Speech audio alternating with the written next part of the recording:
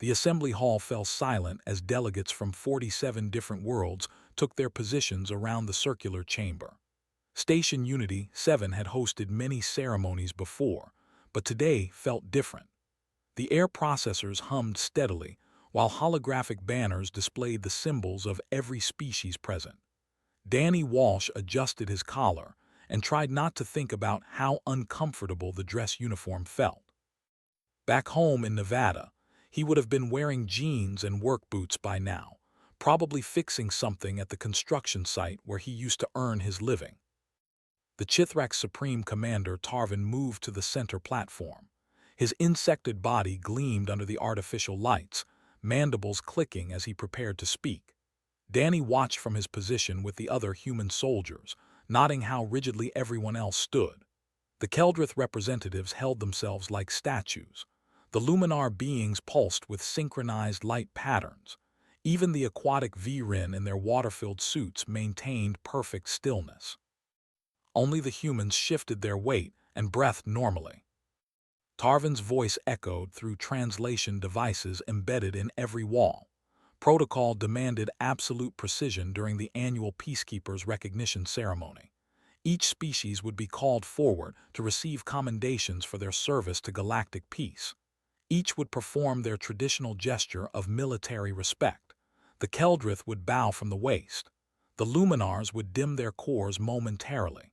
The V-Rin would create specific ripple patterns in their suits. Danny barely listened as the first groups approached and completed their rituals. His mind wandered to his younger sister back on Earth, who had sent him a message asking when he would visit. He missed the simplicity of home, where people said what they meant and meant what they said, where you knew if someone respected you by how they treated you, not by what gestures they performed. The human contingent consisted of 12 soldiers from Earth's Unified Defense Force. Colonel Patricia Hayes led them, a woman who had commanded respect through 3 decades of service. She had survived conflicts that would have broken most people. Danny trusted her judgment completely, which made what he was about to do even more difficult. He had warned her privately yesterday. She had gone pale but said nothing, just nodded slowly. Tarvin announced Earth's name. The humans stepped forward in formation. Danny felt his heart rate increase slightly but kept his breathing steady.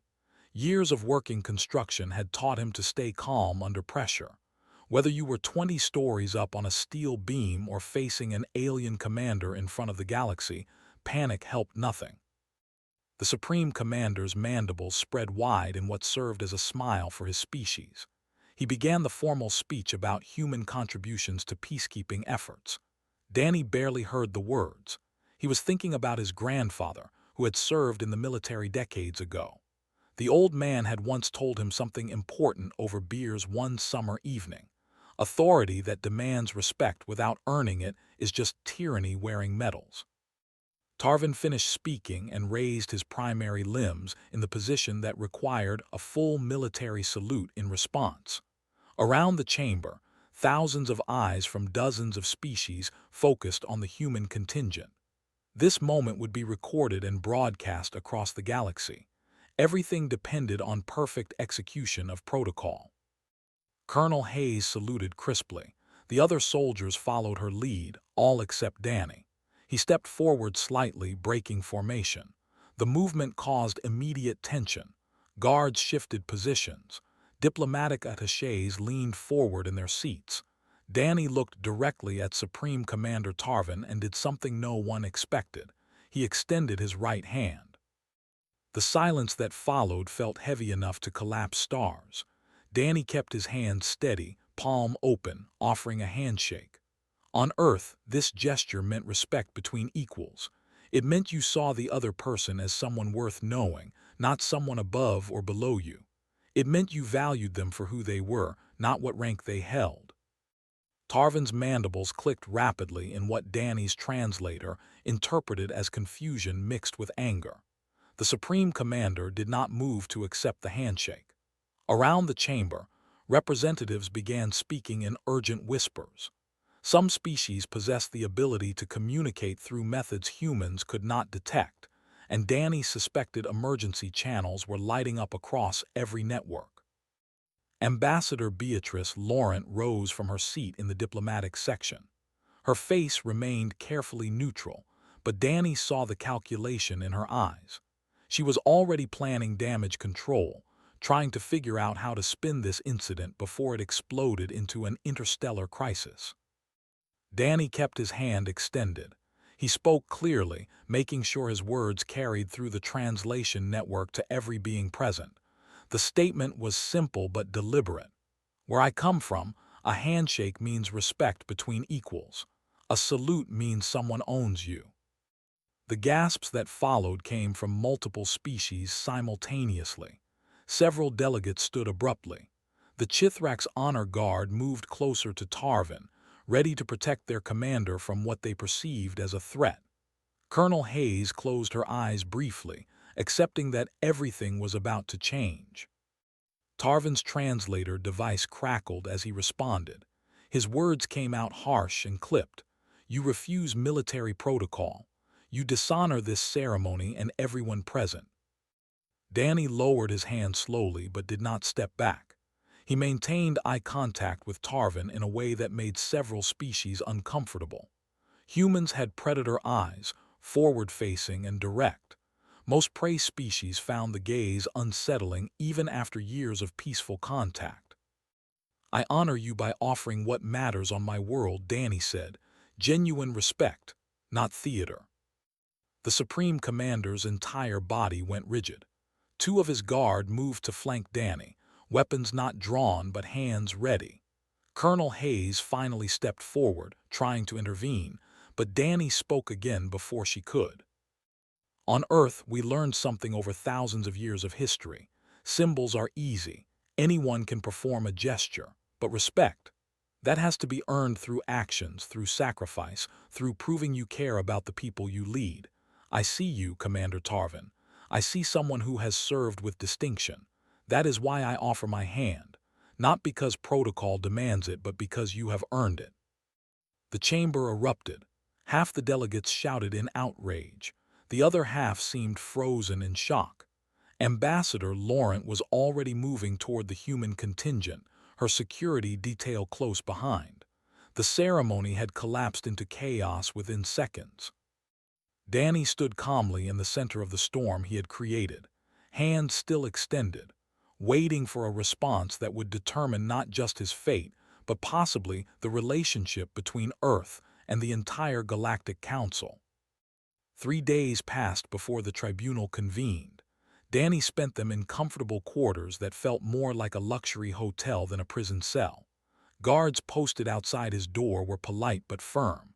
He was allowed no outside communication except through official channels.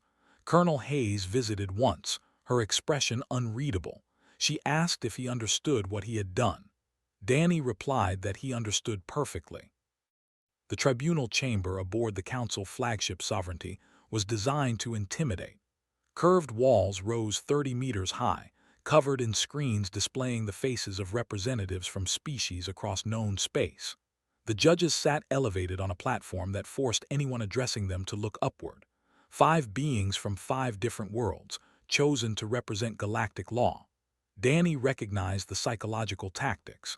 Make the accused feel small, overwhelmed, and alone. He walked to the center of the chamber without escort. Human military boots made distinct sounds on the polished floor, each step echoing in the vast space. He wore his standard duty uniform, not the dress uniform from the ceremony. If they wanted theater, they would be disappointed. He came as himself, nothing more. The head judge spoke first. Meridax belonged to a species humans had little contact with, tall and thin with skin that shifted colors based on emotion. Currently flowing patterns of deep blue, which the translation database suggested indicated seriousness. The charges were read aloud. Violation of military protocol, disrespect to a superior officer, endangering diplomatic relations, creating risk of interspecies conflict. The prosecutor approached. General Hivan of the Luminar species moved with fluid grace, his crystalline body refracting light into rainbow patterns across the floor. He had prosecuted thousands of cases over his long career. His reputation suggested he never lost. HFY began by establishing the importance of military hierarchy. He presented historical records from dozens of species. Each had developed complex systems of rank and protocol. Each had learned that without clear chains of command, military forces descended into chaos. He showed examples of species that had rejected structure and paid the price through costly defeats and unnecessary casualties. The presentation lasted 2 hours. Danny listened carefully to every word. HFY was skilled at building a logical case. Everything he said made sense within the framework he established. The problem was the framework itself rested on assumptions the prosecutor never questioned. When HFY finished, he turned to Danny directly. The crystalline being's voice resonated through the chamber. "Do you dispute any of the facts I have presented? Do you claim that military discipline is unnecessary?" Danny stood. He had not been invited to speak but did so anyway. Several guards moved forward but stopped when Meridax raised one thin limb. "I do not dispute your facts. I dispute your conclusion." HFY's internal light pulsed brighter. "Explain." "You show us species that succeeded through hierarchy," Danny said. "But you do not show us the species that succeeded despite it, or the ones that failed because of it. You cherry-pick evidence to support a belief you already hold." The prosecutor's crystalline structure vibrated in what might have been anger. "I present recorded history, facts, evidence." Danny nodded. "You present some facts. Let me present others. On Earth, we had thousands of years of hierarchical military structures, generals who demanded absolute obedience, soldiers who saluted and followed orders without question. Do you know what that gave us?" The chamber waited. Danny continued. "It gave us wars where young men charged machine guns because a commander ordered it. Battles lost because junior officers saw better tactics but could not speak up. Millions dead because incompetent leaders held their positions through birth or politics rather than skill." Colonel Hayes entered the chamber at that moment, escorted by tribunal officials. She had been called as a witness. Meridax directed her to the testimony platform. The head judge asked her to explain Earth's military culture. Hayes took her time responding.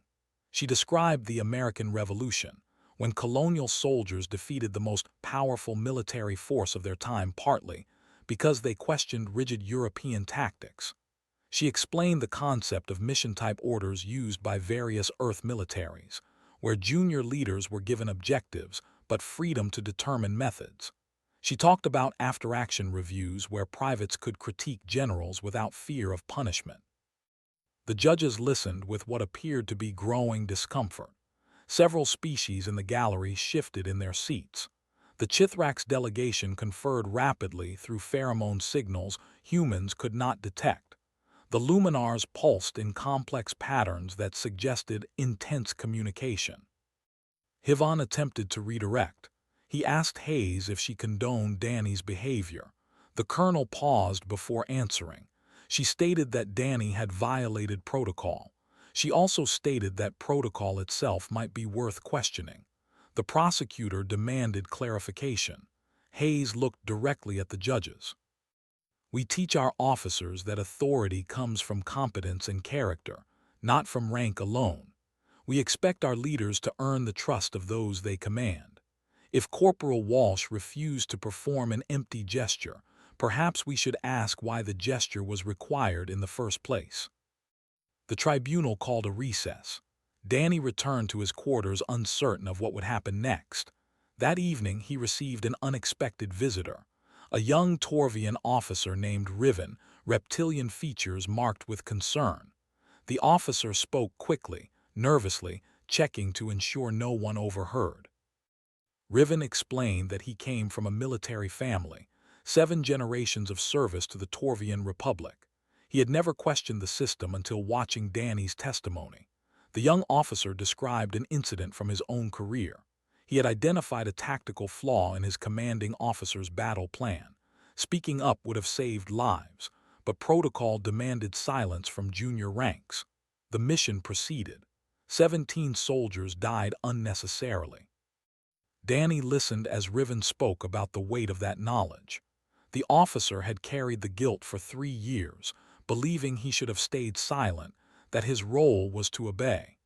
Now he wondered if obedience itself could be a kind of cowardice. "What you did in that ceremony," Riven said quietly, "was the bravest thing I have ever seen. You stood alone in front of the galaxy and said no. You refused to pretend that symbols matter more than truth." Danny shook his head. "I just did what felt right. Where I come from, you do not bow to people just because they wear fancy uniforms. You respect them if they earn it through their actions." The Torvian officer departed, leaving Danny alone with his thoughts. Through the window, stars stretched endlessly in all directions. Somewhere out there, Earth continued spinning. People went to work, raised families, and lived their lives without concerning themselves with galactic politics. Danny wondered if he would ever see home again. The tribunal reconvened the following morning with a changed format. Meridax announced that the proceedings would expand beyond simple protocol violation. The judges wanted to understand human culture more deeply before rendering judgment. They called for testimonies from various experts on Earth history and sociology. Ambassador Laurent took the stand first. She presented a comprehensive overview of human civilization, carefully selecting examples that showed both successes and failures. She emphasized humanity's capacity for adaptation, innovation, and resilience. She also acknowledged the violence and chaos that marked much of Earth's past. But she made one argument that seemed to resonate with some judges. Humans survived on a Class 12 death world not through rigid hierarchy but through flexible cooperation. We learned to trust competence over credentials, results over rank. This is not chaos. This is evolution. News of the tribunal spread faster than anyone anticipated. Within days, every species with access to galactic networks had heard about the human who refused to salute. Media outlets across thousands of worlds debated the implications. Some called Danny a dangerous radical. Others called him a revolutionary thinker. Most simply called him foolish for challenging the established order. On the Keldrith homeworld, junior officers gathered in private quarters to discuss the case. They spoke in hushed voices about their own experiences with rigid command structures. One shared a story about identifying an enemy ambush pattern, but being unable to report it because proper channels required waiting for senior officers to acknowledge the observation first. By the time the report traveled up the chain of command, 3 patrol ships had been destroyed. Similar conversations occurred across the galaxy. Young Luminar consciousness steers in lower crystal formations began questioning why their insights were dismissed simply because they occupied less prestigious positions in the lattice structure. Viren sailors wondered why wave-reading skills mattered less than hereditary rank when navigating dangerous currents. The questions multiplied like ripples spreading across a pond. The tribunal continued its expanded hearings. Expert after expert testified about human culture, each adding pieces to a complex picture. An anthropologist explained how humans had overthrown dozens of different governmental systems throughout history, constantly experimenting with new ways to organize society. A military historian detailed how some of Earth's most successful military operations came from empowering small unit leaders to make independent decisions. Danny sat through it all, increasingly uncomfortable with being the center of so much attention. He had not set out to start a movement or challenge galactic civilization. He had simply refused to perform a gesture that felt dishonest.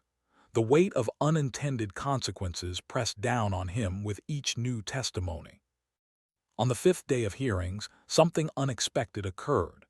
A delegation from the Chithrax Collective requested permission to address the tribunal. The insectoid species rarely engaged in individual testimony, preferring to communicate through their hive structure. When 3 Chithrax workers entered the chamber instead of queens or drones, the gallery erupted in shocked murmurs. The lead Chithrax worker's name, translated roughly as maker of connections. Through a translation device, she explained that she represented thousands of workers who had been following the proceedings. Her words came slowly, carefully chosen. The hive mind that connected her species allowed for collective thinking but also suppressed individual initiative. Workers existed to serve queens. Drones existed to protect the hive. The hierarchy was biological, encoded in pheromones and neural structures. But watching Danny refuse the salute had triggered something unprecedented. Individual Chithraks across multiple hives began experiencing independent thoughts. Not full consciousness as humans understood it, but moments of autonomy. Maker of Connections described the sensation as both terrifying and exhilarating. For the first time, she had wondered if her queen's decisions were correct. For the first time, she had questioned. The Chithrak's queens were disturbed by this development, Maker of Connections explained. They feared their workers were becoming unstable, but the workers themselves felt awakened. They did not want to overthrow the hive structure, but they wanted the right to contribute ideas, to be heard, to matter as individuals within the collective. Meridax and the other judges listened with visible concern. If one human's gesture could destabilize the biological hierarchy of an entire species, what else might change? The head judge asked Maker of Connections directly if she blamed Danny for disrupting Chithrak's society. The worker tilted her head in a gesture that her species used to indicate careful consideration. We do not blame him. We thank him. He showed us that even structures we thought were absolute can be questioned. This does not mean they must be destroyed, only examined. After the Chithrak's testimony, the tribunal recessed for private deliberations. Danny returned to his quarters to find a message waiting. His sister had somehow gotten word through to him despite communication restrictions. The message was simple. She wrote that their grandfather would have been proud. The old man had always said that doing the right thing usually meant doing the hard thing. That evening, Riven visited again. The young Torvian officer brought news from across the fleet. Junior officers from multiple species had started an informal communication network. They shared stories, experiences, and ideas about military leadership. The network had grown to include thousands of participants in less than a week. Senior commanders were aware of it but uncertain how to respond. Riven explained that the network was not plotting rebellion or revolution. The junior officers simply wanted what Danny had demonstrated. They wanted their competence recognized regardless of their rank. They wanted the freedom to speak up when they saw problems. They wanted to serve leaders who earned respect through ability rather than demanding it through protocol. Danny felt the weight of responsibility growing heavier. He asked Riven what would happen if the tribunal found him guilty and imposed harsh punishment. Would the network dissolve? Would things return to how they were before? The Torvian officer's reptilian features showed something that might have been a smile. I do not think the galaxy can go back. You opened a door. Even if they lock you away, even if they execute you as an example, the door remains open. Others will walk through it. The next day brought the most dramatic testimony yet. Supreme Commander Tarvin himself requested to address the tribunal. The Chithrak's leader had been notably absent from the proceedings until now. His appearance caused immediate speculation. Some thought he would demand the harshest possible punishment. Others wondered if he might defend the existing system against growing criticism. Tarvin took the testimony platform with deliberate movements. His mandibles remained still, a sign of serious contemplation in his species. When he spoke, his words carried the weight of decades of military service. The Supreme Commander began by describing his own career. He had risen through ranks by following every rule, respecting every superior, and demanding absolute obedience from those beneath him. He had believed this was the only way to maintain order and discipline. He had been certain that hierarchy was the foundation of civilization itself. Then he told a story that silenced the entire chamber. Early in his command, He had received orders to bombard a colony world suspected of harboring rebels. Intelligence reports suggested the colony was a training ground for insurgents. Protocol demanded he execute the mission without questioning the intelligence assessment. Questioning orders from the Admiralty would have been unthinkable. Tarvin had followed his orders. His ships reduced the colony to ash and rubble. 50,000 beings died in the bombardment.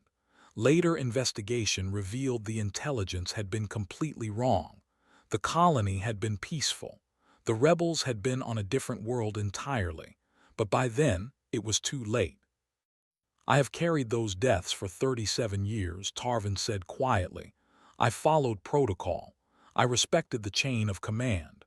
I did everything the system demanded of me, and 50,000 innocent beings paid the price for my obedience."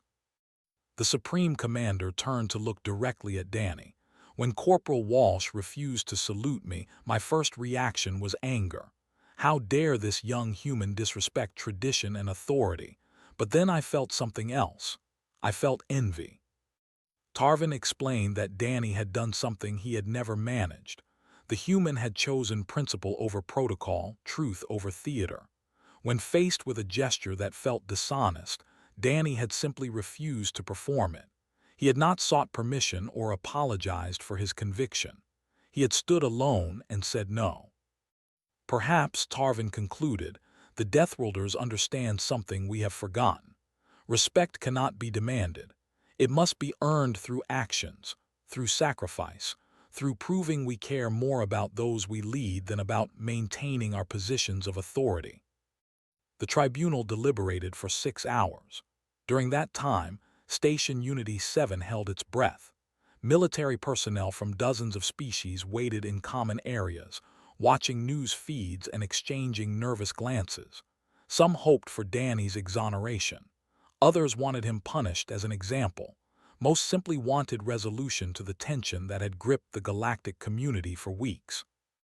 Danny spent the waiting period in quiet reflection. Colonel Hayes sat with him, neither speaking much. She had brought coffee from the human section of the station, real Earth coffee that tasted like home. They drank in comfortable silence, two soldiers who understood that some moments required no words. When the tribunal finally reconvened, the chamber filled within minutes. Every seat was occupied. Beings who could not fit inside watched through holographic feeds from adjacent rooms. The galaxy waited for judgment. Meridax rose slowly, the head judge's skin shifting through multiple colors before settling on pale green. The translation database suggested this indicated difficult decision-making and emotional conflict. The judge's voice remained steady despite the visible uncertainty. "We have considered testimony from multiple sources," Meridax began. "We have examined human history, cultural practices, and philosophical foundations. We have listened to experts, witnesses, and those directly affected by Corporal Walsh's actions. This tribunal has never faced a case with such far-reaching implications." The head judge paused, looking directly at Danny. "The facts are not in dispute. Corporal Walsh violated established military protocol during an official ceremony. He refused a direct order from a superior officer. He created a diplomatic incident that has affected relations between Earth and numerous council species." Danny felt his chest tighten but kept his expression neutral. Hayes sat rigid beside him, hands gripped together. "However," Meridax continued, "this tribunal must consider not only what was done but why it was done, and what it reveals about the systems we have built. We must ask ourselves difficult questions.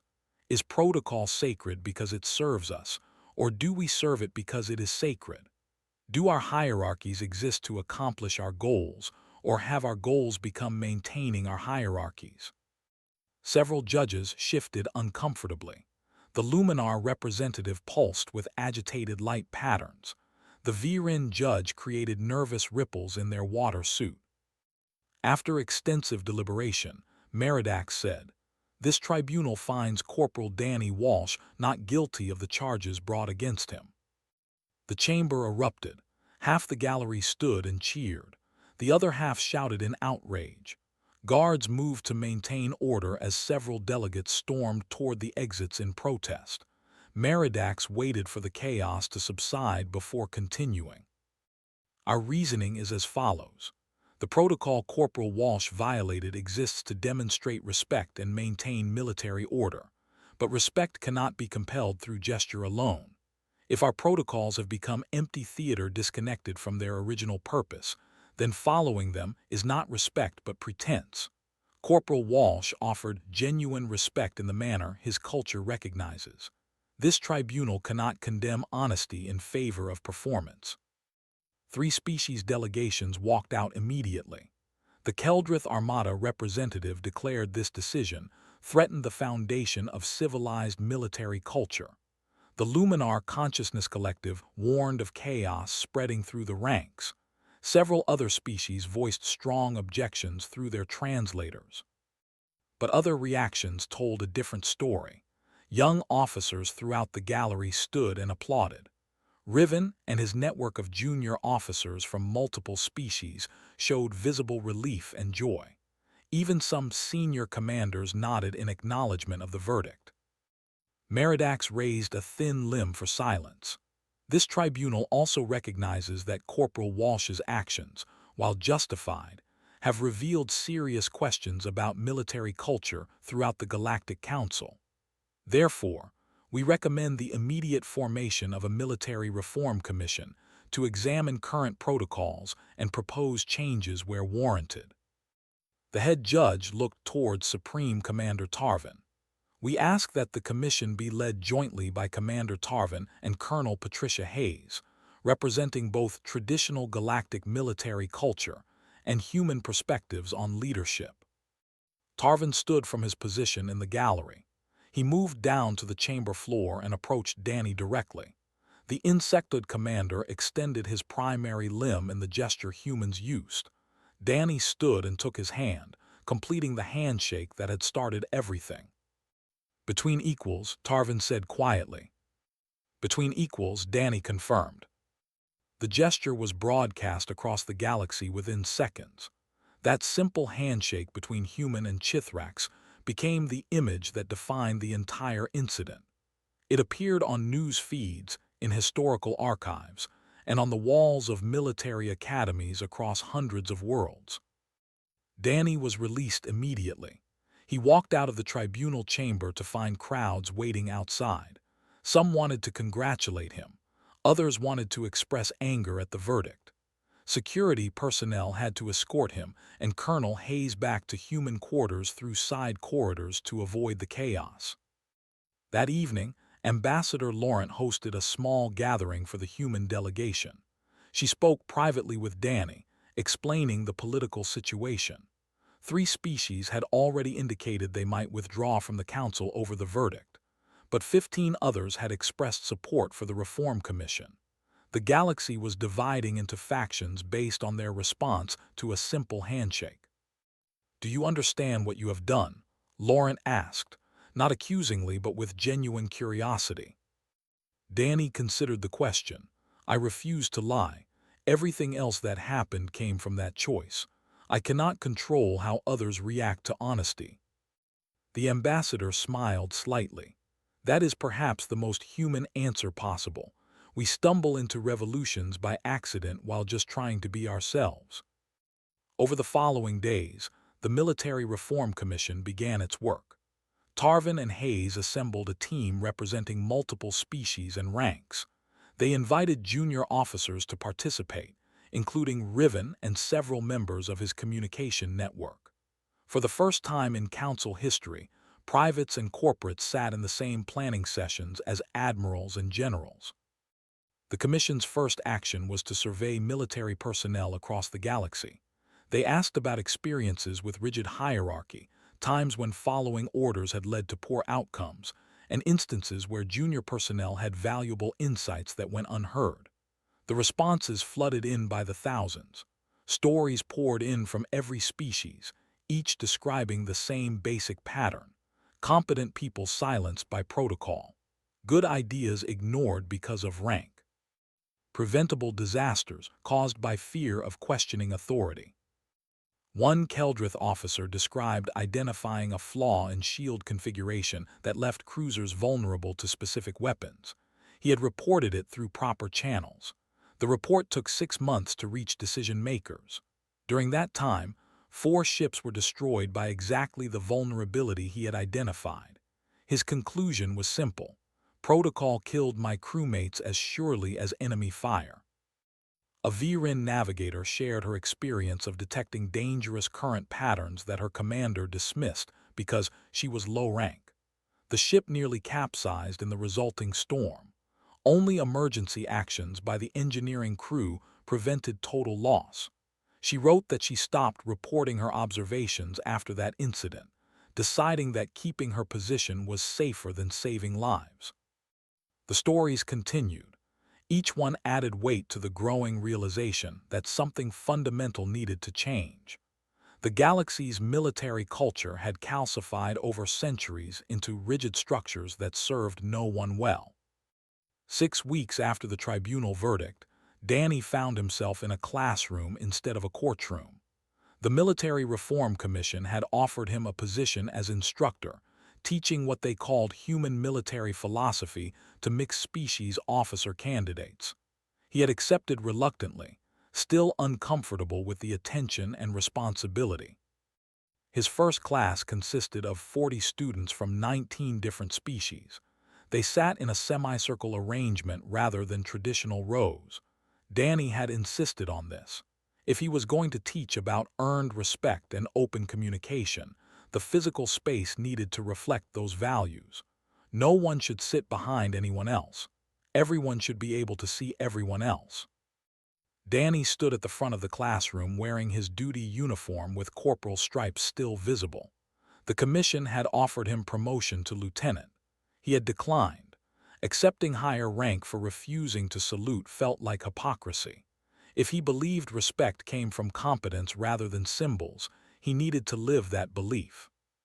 "Good morning," Danny began.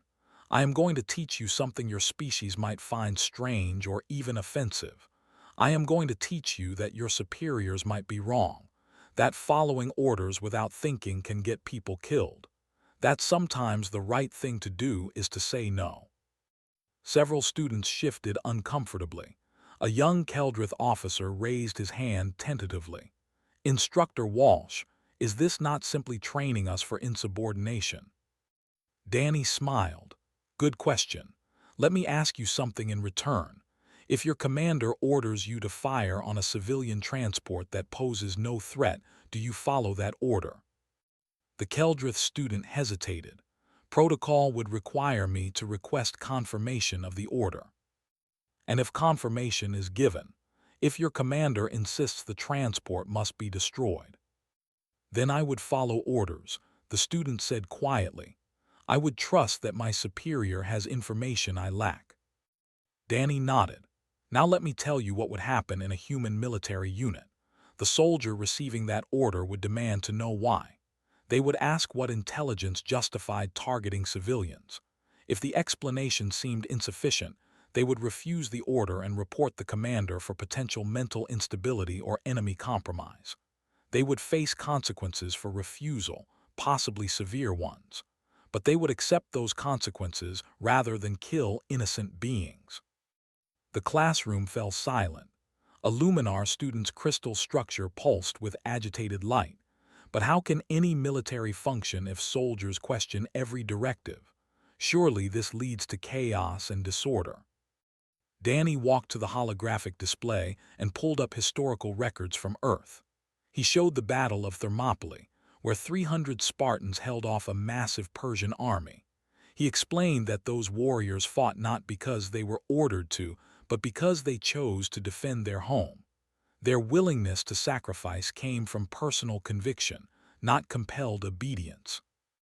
He showed the American Revolution, where colonial militias defeated professional armies partly because they adapted tactics on the ground, rather than waiting for distant commanders to issue new orders. He showed modern special operations forces that gave small teams enormous autonomy to accomplish objectives using their own judgment. These examples show something important, Danny explained.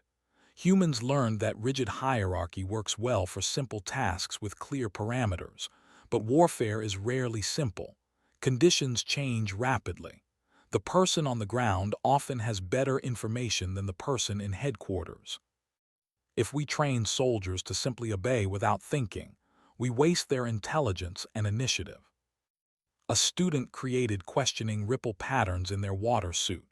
You speak of human military culture as if it is superior. But did humans not fight countless wars against each other? Does your history not include terrible atrocities committed by those who followed their own judgment rather than laws and orders? Danny appreciated the challenge. You are absolutely right. Humans have committed terrible crimes. We have massacred civilians, tortured prisoners, and violated every moral principle we claim to hold dear. Sometimes these crimes happen because people followed evil orders. Sometimes they happen because people made evil choices on their own initiative. The solution is not blind obedience or complete autonomy. The solution is cultivating moral judgment alongside tactical skill. Over the following weeks, Danny's teaching methods proved controversial but effective. He organized exercises where students had to decide whether to follow questionable orders. He created scenarios with moral ambiguity and incomplete information. He forced them to defend their decisions to classmates from different species with different ethical frameworks. One exercise involved a hostage situation. Students playing military commanders received intelligence suggesting terrorists held civilians in a building. They had authorization to assault the building. But one student playing a junior analyst had different intelligence suggesting the civilians were actually in a different location, and the building was empty. Protocol said commanders did not have to consult junior analysts before acting. Danny watched as the exercise played out. The student acting as commander initially ignored the analyst's information and ordered the assault. The building turned out to be empty while actual hostages died elsewhere. The student sat in stunned silence as the simulation revealed the consequences. In the debriefing, Danny asked the simple question, "What did you learn?" The officer spoke slowly. "I learned that rank does not guarantee correct information. I learned that dismissing input based on someone's position rather than the quality of their analysis is not leadership. It is arrogance." Exactly, Danny confirmed. Now imagine this scenario happens in real life. Imagine you are the analyst who sees your commander making a mistake. What do? "I speak up," the student said firmly, "even if it violates protocol, even if I face punishment. Lives matter more than my career." The classroom discussions began spreading beyond Danny's students. Junior officers throughout the fleet heard about the exercises and wanted similar training. Senior commanders grew increasingly nervous about what they saw as systematic undermining of authority. The Military Reform Commission faced growing pressure from traditionalist factions. Resistance to the reforms intensified. 5 species had now formally withdrawn from Council military cooperation. They maintained diplomatic relations, but refused to participate in joint operations under the new protocols. Several high-ranking officers resigned in protest rather than implement changes they viewed as dangerous. But the momentum of change proved difficult to stop. The junior officer communication network that Riven had started now included over 10,000 members from 30 species. They shared best practices for implementing merit-based evaluations, creating safe channels for questioning orders, and fostering cultures where competence mattered more than credentials. Success stories began emerging. A patrol that implemented new protocols reported improved tactical effectiveness and higher morale. Crew members felt empowered to contribute ideas rather than simply executing commands. When they encountered an unexpected threat, 3 different junior officers proposed solutions. The commander evaluated all 3 and selected the best option regardless of who suggested it. The mission succeeded with 0 casualties. An exploration vessel adopted similar practices, and discovered an ancient artifact that had eluded detection for decades. A low-ranking scanner technician noticed an anomaly, but had previously been trained to wait for senior scientists to analyze readings. Under new protocols, she reported her observations immediately. The discovery advanced understanding of precursor civilizations by generations. These successes provided ammunition for reform advocates. They presented data showing that units implementing changes performed better across multiple metrics. 4 months after the handshake that changed everything, Danny received word that his teaching contract was being extended indefinitely. The Military Reform Commission wanted him to develop a comprehensive training program that could be implemented across the entire Galactic Council fleet. He accepted the assignment with the same reluctance he brought to most things involving authority and recognition. The annual Peacekeepers Recognition Ceremony approached once again. This year would be different. The Council had voted to modify the traditional protocols based on Commission recommendations. Species could still honor their heroes using culturally appropriate gestures, but rigid requirements were eliminated. The ceremony would celebrate service rather than enforce conformity. Danny attended wearing the same uniform he had worn to the tribunal. Colonel Hayes accompanied him, now promoted to general and serving as permanent co-chair of the Reform Commission alongside. The Supreme Commander had surprised everyone by embracing reforms more enthusiastically than anyone expected. He often said that carrying the weight of 50,000 unnecessary deaths for 37 years taught lessons no academy could replicate. The ceremony began with addressing the assembled representatives. The head judge spoke about the journey the galaxy had undertaken over recent months. Change had come with difficulty and resistance. 3 species remained outside Council military cooperation. Several senior officers had resigned rather than adapt, but the majority of species had chosen to evolve. Called forward recipients of commendations for exceptional service. When the human delegation was announced, Danny walked forward with his unit. But this time, he was not alone in offering a handshake. Officers from a dozen species extended hands, limbs, appendages in gestures of mutual respect. The rigid salutes and bows were still present for those who preferred them, but they shared space with more personal expressions of recognition. Approached the human group. He and Danny clasped hands as they had months earlier, but now the gesture felt different. It was no longer a confrontation or a test. It was simply 2 soldiers acknowledging each other. "They taught us to question ourselves," said loud enough for the assembly to hear. "He taught us that civilization does not require conformity. That strength comes from many voices, not one voice echoed by many." After the ceremony, Danny found himself surrounded by students from his classes and officers from across the fleet. They wanted to share stories about how implementing reforms had changed their units. A commander described how soliciting input from junior personnel had led to tactical innovations that saved lives during a pirate encounter. A consciousness steer explained how allowing lower crystal formations to contribute directly had enhanced their collective decision-making.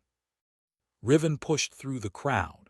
The young officer had been promoted to commander and now served as the junior officer representative on several council committees. He carried a data pad with statistics compiled from across the reformed units. "You should see these numbers," Riven said excitedly. "Mission success rates are up 23% in reformed units. Casualty rates are down 40%. Morale assessments show dramatic improvements. Even the species that from cooperation are quietly studying our results." Danny looked at the data without much enthusiasm. Numbers were useful but missed the point. This was not about efficiency metrics or performance statistics. This was about treating people as thinking beings rather than cogs in a machine. Later that evening, Danny sat alone in an observation deck watching stars drift past the station. He thought about the construction site back in Nevada where he used to work. Simple problems with simple solutions. Pour concrete, weld steel, build structures that would stand for decades. Nothing complicated or political. Ambassador found him there. The diplomat had become something of a friend over the months. One of the few people who seemed to understand Danny's discomfort with being treated as a symbol or leader. "You know what I find interesting?" Lawrence said, settling into the seat beside him. "You changed the galaxy by refusing to pretend. Everyone else was performing gestures they barely thought about. You simply stopped performing and forced everyone to think about what those gestures meant." Danny shrugged. "I just did not want to lie. Everything that happened after was other people deciding what that meant." The ambassador smiled. "That is the beauty of it. You gave them permission to question without demanding they follow you. You opened a door and let others walk through it on their own." They sat in comfortable silence for a while. Then Lawrence spoke again. "There is something you should know. The 3 species that withdrew from military cooperation, their junior officers are organizing, using the same network Riven started. They are pressuring their governments to reconsider. Change is coming to them whether their leaders want it or not." Danny felt a mix of emotions about that. He had never wanted to spark a movement or inspire rebellion. But he also understood that once people started questioning one thing, they rarely stopped there. If junior officers across the galaxy were examining their military structures, eventually they would examine their political systems, economic arrangements, and social hierarchies too. The following weeks brought both progress and setbacks. 2 of the species that had withdrawn decided to return and implement reforms, but new resistance emerged from unexpected quarters. Some enlisted personnel pushed back against reforms, preferring the certainty of following orders to the responsibility of making decisions. A few units experienced temporary confusion as they adjusted to new expectations. The Reform Commission addressed each challenge as it emerged. They created detailed guidelines for transitioning from traditional hierarchies to merit-based systems. They developed training programs to help senior officers learn to solicit input rather than simply issue commands. They established review boards where decisions could be evaluated based on outcomes rather than compliance with protocol. Danny's role expanded beyond teaching individual classes. He became a consultant to units struggling with implementation. He traveled to different vessels and stations, meeting with personnel at all levels. He listened more than he spoke, helping people find their own answers rather than imposing human solutions on alien cultures. On one such visit to a Keldrith cruiser, Danny met with a group of senior officers resistant to changes. They argued that their species had maintained military excellence through rigid hierarchy for thousands of years. Why abandon proven methods for untested theories? Danny asked them a simple question. When was the last time you had a perfect mission? When did everything go exactly according to plan with no unexpected challenges? The officers admitted that perfect missions were rare. Combat and crisis were inherently chaotic. Plans changed constantly based on evolving conditions. Then you need people who can adapt and think independently, Danny said. You need personnel at every level who can make good decisions when communication breaks down or situations change faster than orders can be transmitted. Rigid hierarchy works fine when everything goes according to plan, but war rarely cooperates with our plans. The logic proved difficult to dispute. Slowly, reluctantly, even resistant commanders began acknowledging that reforms might have merit. They implemented changes gradually, testing new approaches while maintaining some traditional structures. The hybrid systems they developed often worked better than either pure hierarchy or complete autonomy. A year after the handshake, the Galactic Council military had transformed in ways no one had anticipated. The changes went far beyond simple protocol adjustments. The entire culture of military service had shifted toward valuing competence, encouraging initiative, and recognizing that good ideas could come from anyone regardless of rank. Danny received notification that Earth wanted him to return home. His family missed him. The construction company where he used to work was holding his job. He could go back to the simple life he had known before everything changed. But he also received requests from the Reform Commission to continue his work. There were still species to visit, units to consult with, and officers to train. The transformation was incomplete and fragile. Traditionalist factions still worked to undermine reforms. New leaders needed guidance and support. Danny made his decision the way he always did, by asking what felt right. He accepted a permanent position with the Commission, but negotiated regular visits home to Earth. He would continue teaching that respect must be earned, that questions matter more than obedience, and that symbols mean nothing without substance. The final scene of this chapter in galactic history took place at Station Unity 7. Danny stood in front of a new class of officer candidates from 23 species. These students had grown up hearing about the Deathworlder who refused to salute. They came to his class not to rebel, but to learn how to lead with integrity. Danny began the same way he always did. Good morning. I am going to teach you something your species might find strange. I am going to teach you that being a leader means serving those you lead. That authority comes from earning trust every single day. That the best command decision is sometimes no command at all, just empowering good people to do their jobs. Outside the classroom window, ships from dozens of worlds moved through space in coordinated patterns. Each vessel operated according to the same basic principles of physics and navigation. But inside those ships, something had changed. Personnel no longer simply followed orders. They thought, questioned, contributed, and took responsibility for their choices. One handshake had not changed the galaxy, but it had started a conversation, and that conversation was still ongoing, spreading to new worlds and new species, evolving in ways Danny could never have predicted. The Deathworlder had refused to salute. In doing so, he had reminded the galaxy of something it had forgotten. That respect given freely means more than respect demanded through force. That civilization built on fear of questioning is fragile.